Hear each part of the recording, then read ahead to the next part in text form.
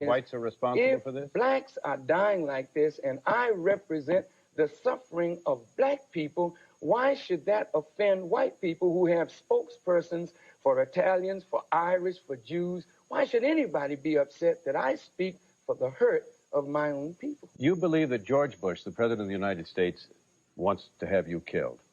Why?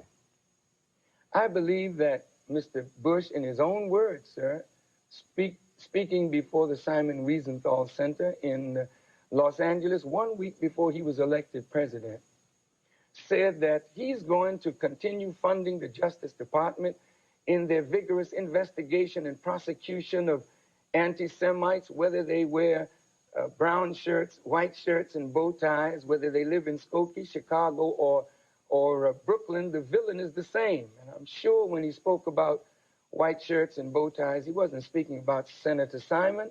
He was, by inference, referring to Louis Farrakhan. So you draw the inference he was referring to you, and then you make the leap that he wants to have you killed?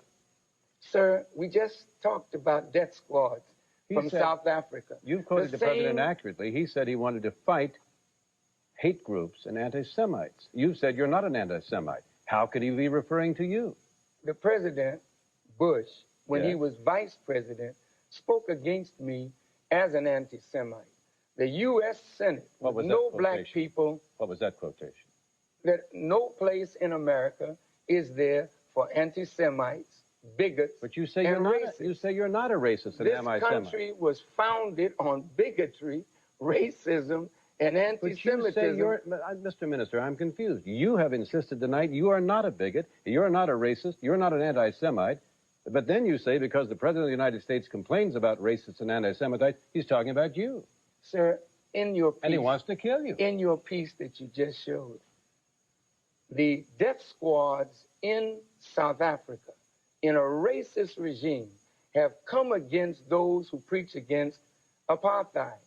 It is no accident that Martin Luther King was assassinated, and the government of the United States had his rooms bugged, followed him about, tried to discredit him.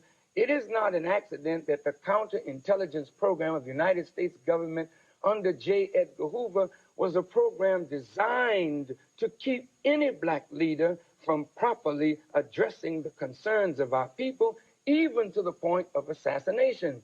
And it is not an accident that the CIA planned and carried out the murder of several heads of state in the world. So let us not say that Mr. Bush and the government of the United States is opposed to getting rid of what they perceive as a threat. Right now, the government of the United States planned the murder of Muammar Gaddafi. That was the most expensive assassination attempt in the history of the world. And I'm sure, sir, the bombing of the PDF headquarters in Panama was a murder attempt against Noriega. And unfortunately, for them, they missed. And now Mr. Noriega is in America as an embarrassment to the Bush administration. Let me ask you about your future plans. Do you plan to run for political office in this country? Never. Do you plan to support people who do? I most certainly do intend to support those who advocate those positions that will bring more justice, more equity, and a balanced distribution of the wealth of America to those poor and suffering Let me ask you about Reverend Jackson. You supported him in '84, but in 1987 you said you would not publicly support him because I guess you feared that you'd be an embarrassment to him? Or why? What about '92? If he runs, will you support him? I can't say. That's a long way off, and Mr. Jackson has not said yet that he would run. But do you think you would be an embarrassment to him? If he perceived it that way, and as long as there are programs like this, Mr. Donaldson, which will allow me a fair hearing before the American people, I believe that the American people will not see me as an embarrassment. They'll see me as a man who speaks the truth and has suffered on account of it. I would just like to say that I am terrified that even you, someone who's obviously educated, has given up hope completely. Like when you call upon us, you say white folk, you say black people, Jewish people. Why can't we come together? We obviously can come together. We just have to. We just have to find a way to do it.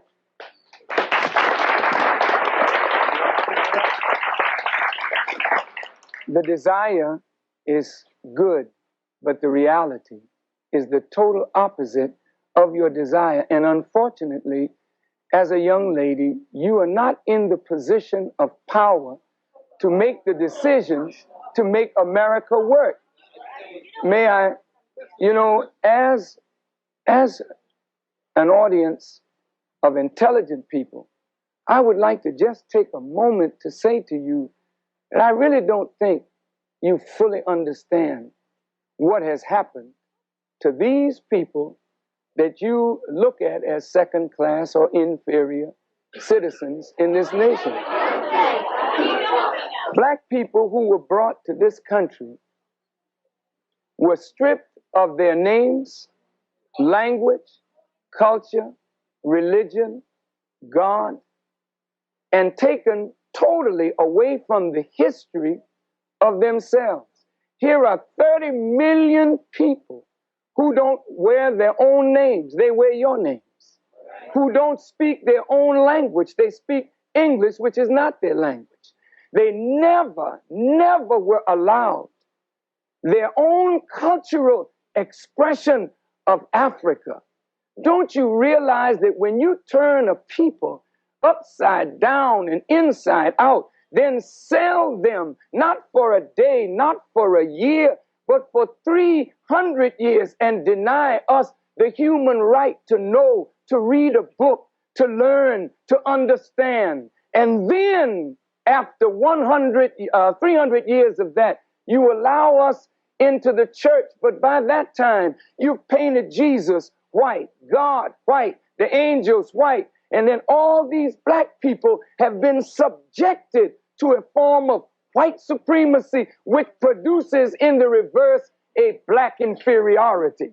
And this is fulfilling what Jesus said, as a man thinketh, so is he. And as long as our people think the way they think, we will never be able to do what we as a people should do to correct our condition. But I would like to say what scares us is I think we hear violence. May I respond? Yeah. May I respond, please? The young lady said she's afraid of violence. And isn't it sad that we who have been the victims of so much violence, now whites fear violence from us? We do not have a history of killing white people. White people have a history of killing us. See? And what you fear, may I say this, sir? What you fear, and it's a deep guilt thing, that white folks suffer. You are afraid that if we ever come to power, we will do to you and your fathers what you and your people have done to us. And I think you are judging us by the state of your own mind, and that is not necessarily the mind of black people. Are you there? Yeah. Are you there, caller? Yes. Thank you for waiting. I'm sorry it took us a while to get you, but go ahead. I know you'll be brief. I'm a white American born into poverty, and I overcame it. You know, the opportunities are here in America, and why can't we just start now? We hear all this violence. Why can't we just talk in a positive way and go forward instead of remembering all these things that are in the past that are negative? They were not good for black, for white. Yes, Mr. Farrakhan commenting. According to the State of Black America by the Urban League, if we started right now, they said, we could never close the gap to black poverty and white poverty. She said, let us start right now. Let's forget the past. Notice this. When Jewish people remember the Holocaust and want the world to remember the Holocaust. Wait. Why do you want the world to remember? Because if the world does not remember, it is likely to repeat itself. And Jewish persons who suffered from the Holocaust want the world to remember this because the world turned its back while Jews were put in ovens.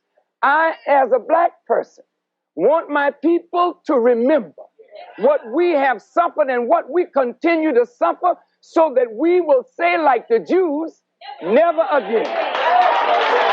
Never again. Okay, I've been listening in this corner right here, and I've heard a whole lot of negative things from the white people here.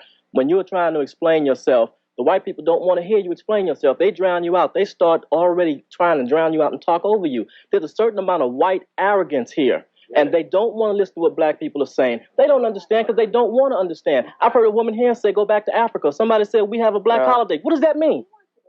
So what does that mean? He did not say that. He said, if we have a choice, what some of us can go and some of us can stay. But there's no understanding in here. People are just trying to talk. To those arrogant persons, you know, when you tell us go back, please remember where you came from. And when you want to relegate somebody to a specific place, just remember what your origin is in this world. Please, I'm not trying to be disrespectful, but I want you to understand that you, wherever you are on the earth, you're not a native anywhere. You came there and took it from the native people who are there. So please don't talk about going back, because if others talk to you about that, where would you go? Yes. If you could just calm the emotion, the fears, and listen to a word that can uplift not only black, but it can uplift your people as well. Maybe we could solve the drug problem in the United States.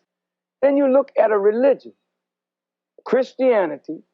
I'm not saying the teachings of Jesus now, but I'm talking about the way Christianity has been used. I was talking to a Catholic priest a few weeks ago, telling him how black folk were taught that our blackness is something of a divine curse, that we are the children of Ham. And Ham was one of the sons of Noah, who mocked Noah in his drunkenness, and Noah cursed him, and of course he was doomed from that point to be a hewer of wood and a drawer of water. And so today, black folk think of themselves in a servitude posture. Black folk think of the color of their skin as a curse. They think of the texture of their hair as something terrible, the thickness of our lips or the shape of our noses. This is not because we desire to think this way, but we live in America where white standards of beauty have been imposed upon us. Now how do you break this? By telling the truth. The truth is, black people have a beauty that is ours. It is uniquely ours. You have your beauty as white people. As you learn to appreciate yourself and we learn to appreciate ourselves, then maybe we can appreciate one another. But truth has to be told. The truth is, according to your own scholars, your own scientists, Mendel said, black skin is dominant. White skin is recessive. Dark eyes are dominant. Light eyes are recessive. Mendel said you can get the recessive from the dominant, but you can't get the dominant from the recessive. That's Mendel.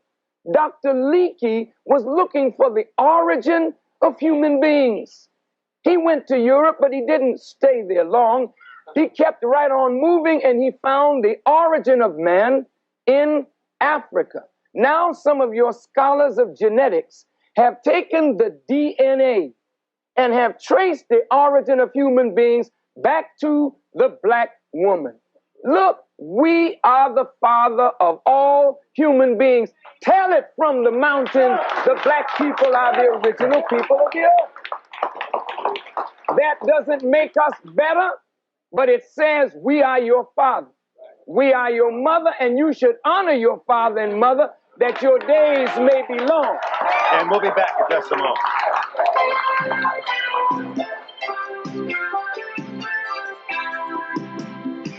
Farrakhan, who sounded awful close to William Shockley on the last answer. But William Shockley was telling a falsehood while we are telling a manifest truth. And this truth, white people know You scholars know it, but you've hidden it from black people and hidden it from your own people. So if you know that you come from us, then maybe you would respect your root a little better. Yeah. And if we knew that you came from us, maybe we would respect ourselves a lot better. So it works for both of us. It's good to know the truth. The truth will make you free.